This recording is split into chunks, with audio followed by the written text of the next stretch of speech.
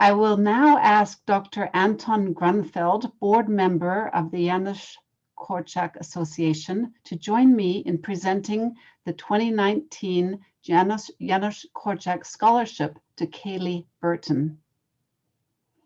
And Cayley will say a few words. Anton, are you going to say something as well? Yes. Good, thank you. Okay. So thank you, Dr. Duff. So on behalf of the Janusz Korczak Association of Canada, I am very pleased to present the Graduate Scholarship in Children's Rights and Canadian Indigenous Education to Cayley Burton. This is a $1,000 scholarship offered annually to an outstanding graduate student in the Faculty of Education whose research is focused on children's rights and/or Canadian Indigenous education in the field of early childhood education. This award is to honor the legacy of Janusz Korczak's life and work. The award is made on the recommendation of the Faculty of Education in consultation with the Faculty of Graduate and Postdoctoral Studies. Cayley Burton's work focuses on gender-inclusive teaching practices for preschool children through the use of LGBTQ+ picture books. Congratulations, Ms. Burton. Back to you, Dr. Duff. Thank you. Oh, am I supposed to talk now? Yes, I was just going to say it's, please, Cayley, it's your chance to give some remarks as part of your acceptance speech, and congratulations. Okay. Thank you, Dr. Duff, and thank you, Dr. Grunfeld.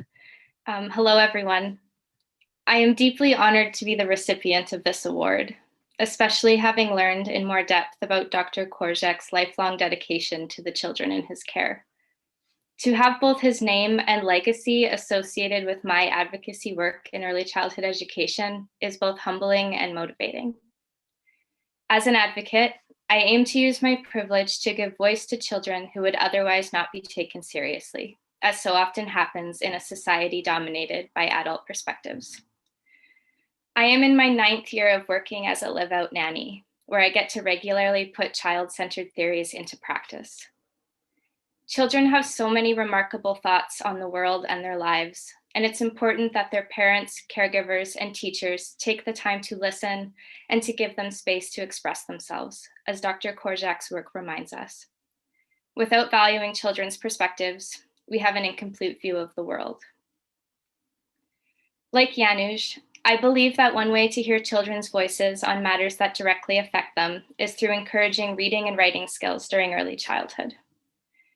For my master's research, my thesis project is focused on gender-inclusive teaching practices for preschool children through the use of LGBTQ+ picture books.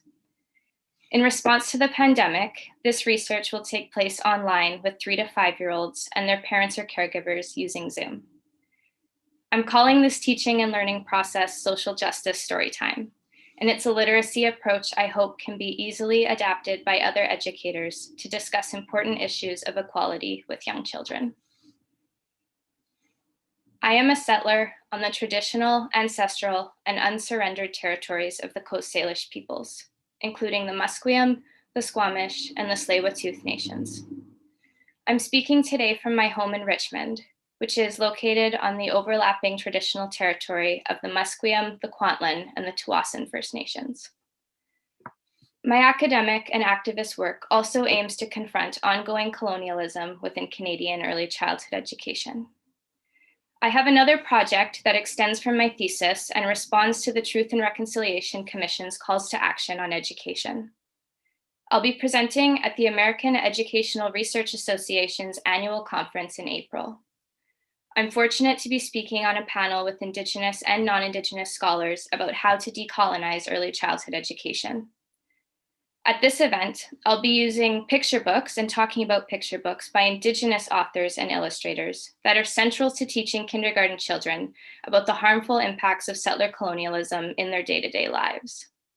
In other words, this social justice story time has an important focus on indigeneity, so that young children of all backgrounds and gender identities can learn about the histories of Canada and their individual roles in making Turtle Island a more equitable place to live, to learn, and to grow together. I am spurred on by this award to continue the social justice advocacy work that I do around race and gender and childhood. As I move towards completing my master's, I am committed to advocating on behalf and alongside of Indigenous, gender nonconforming, racialized, and otherwise marginalized children in Canadian ECE. I see so much possibility in early childhood education, and there is so much left for us to learn from the children in our lives. In accepting this scholarship, I am grateful to be recognized as part of making much needed changes for children, families, caregivers, and educators in the field of ECE. Thank you to Jerry Nussbaum and to the Janusz Korczak Association, and to UBC's Faculty of Education for granting me the incredible honor of this award. It is wonderful to be in the midst of so many distinguished presenters and to know that we are all invested in prioritizing children's rights throughout our careers.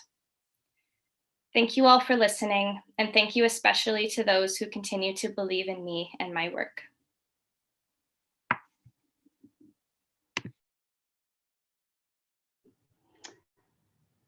Thank you so much, Cayley, and congratulations again. And it sounds like you have a very promising career ahead.